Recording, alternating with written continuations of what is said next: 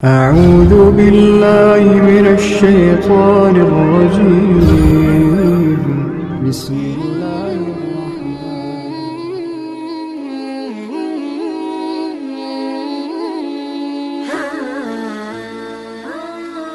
Allah dan Allah Subhanahu wa Ta'ala, insyaallah.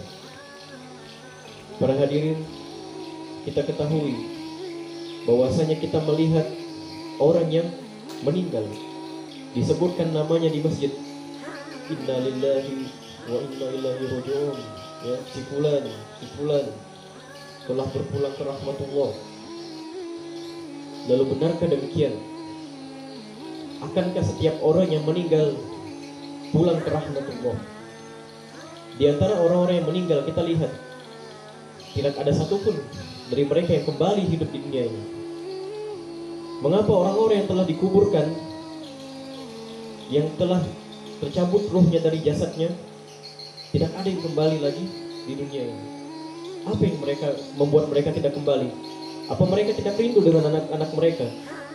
Apa mereka tidak rindu dengan harta-harta benda mereka yang telah susah payah mereka kumpulkan? Mengapa demikian? Apakah mereka benar-benar nyaman di sana, atau mereka tidak bisa kembali lagi di dunia ini?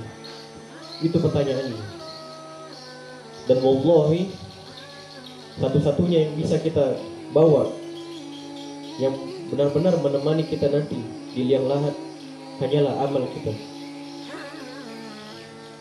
Tidak mesti orang yang meninggal itu dia pulang ke rahmatullah, ke rahmatnya Allah, kasih sayangnya Allah. Karena di antara orang-orang yang meninggal ada juga orang-orang yang su'ul khotimah. Makanya perhatikan ini, penyebab-penyebab su'ul khotimah. Salah satunya adalah meninggalkan sholat.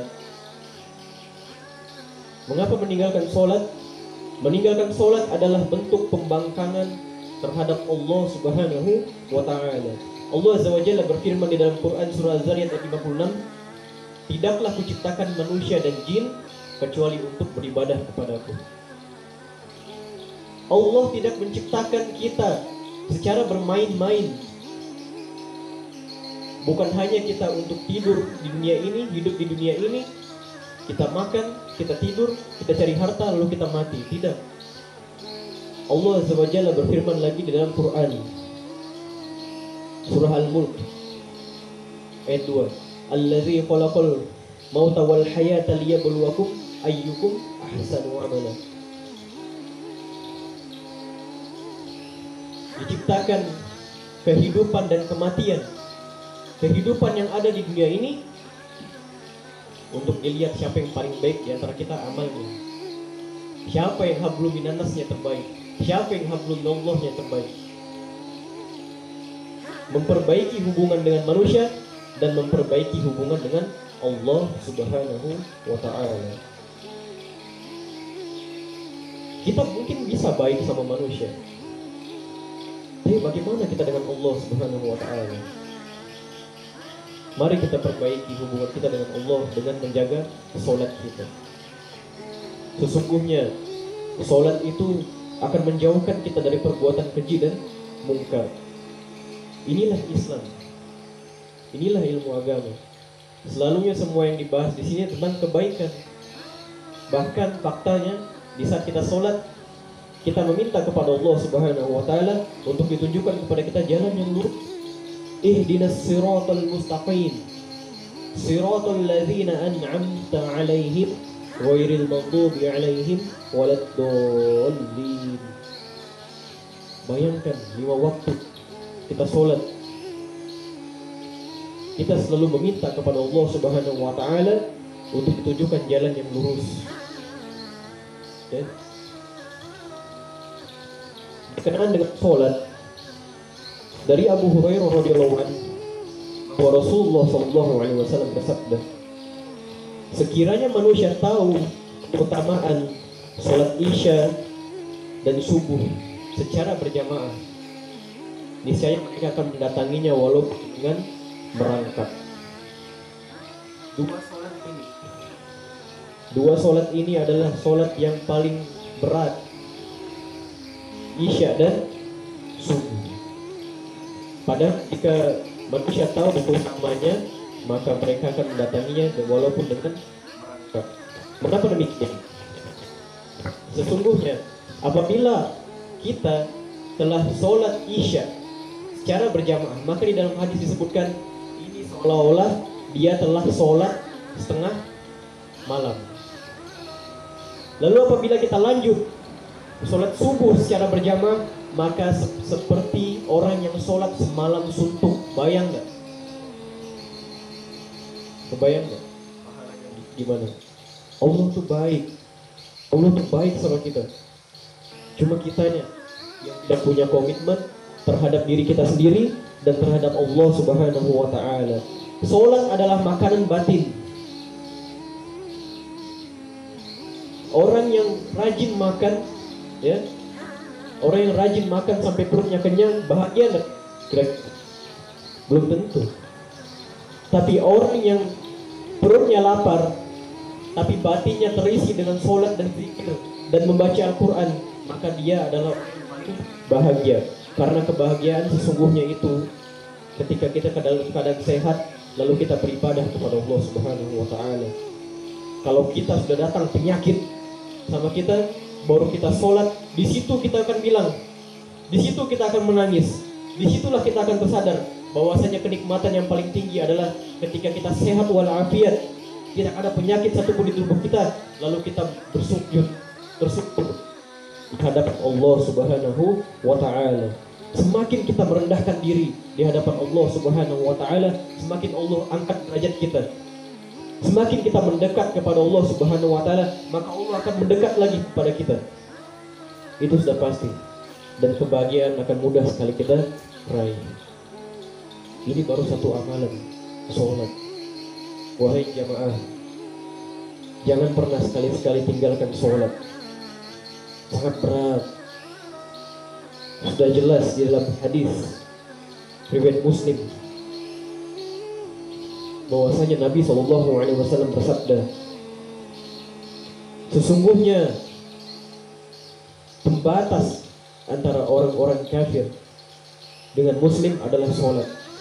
Barang siapa yang meninggalkannya, maka dia telah kafir. Nabi SAW sampai akhir hayatnya beliau sholat. Tidak pernah beliau meninggalkan sholat. Tetap sholat. Bahkan ketika kita tidak bisa berdiri, maka kita dibolehkan sholat dengan duduk. Dan ketika kita tidak bisa duduk, maka kita boleh dengan berbaring. Ketika tidak bisa lagi, tidak sanggup lagi, maka boleh dengan isyarat. Luar biasa dimudahkan kita. Karena Allah juga berfirman, tidaklah kita dipersulit dalam hal syariat agama. Orang mampu berdiri berjam-jam di hadapan konser. Orang mampu kalau ada pasar malam berdiri berjam-jam main judi.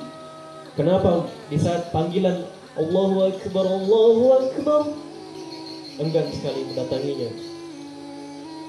Apakah kita tuli atau pura-pura tuli? Nah, inilah yang saya katakan salah satu jalan menuju su'ul khotimah, orang-orang yang meninggalkan sholat. Betapa buruknya orang-orang yang meremehkan sholat ini. Tidak ada manfaat amal kita di hadapan Allah Subhanahu wa Ta'ala apabila kita meninggalkan sholat. Coba kita bayangkan, misalnya ada orang punya suatu perusahaan, dia direkturnya, diperintahkan anak buahnya buat laporan ini, lalu disuruh lagi perintahkan dirikan bangunan tiang ini. Tapi anak buahnya tidak lakukan. Apa yang dikatakan direkturnya? Kira-kira diapain tuh anak buahnya? Dipecat, dilempar. Lalu bagaimana dengan Allah Subhanahu wa Ta'ala? Allah bukan sekedar direktur. Allah Azza wa Jalla yang maha besar, maha agung adalah pemilik langit dan bumi dan segala yang ada di isi di dalamnya. Maka Allah lebih berhak atas kita daripada seorang direktur. Sholat sangat mudah, sangat ringan. Yang berat itu adalah memantapkan hati ini, yakin nggak? Takwa nggak sama Allah Subhanahu wa Ta'ala? Kenapa kita bisa rajin kalau ada apel pagi disuruh bos kita? Kenapa kita bisa rajin saat guru menyuruh anak muridnya mengumpulkan tugas? Takut nggak dapat nilai. Kalau anak buah tadi takut nggak dapat gaji. Lebih takut dia kehilangan dunia ini yang hanya seberapa daripada kehilangan tempatnya di surga kelak. Kebayang enggak? Nabi SAW mengatakan, pembatas antara kami dengan orang kafir adalah sholat. Barang siapa yang meninggalkannya maka dia telah kafir. Kalau ada orang yang meninggalkan sholat lalu dia mati dalam keadaan itu, maka dia mati dalam keadaan kafir. Walaupun kafir ada tingkatannya.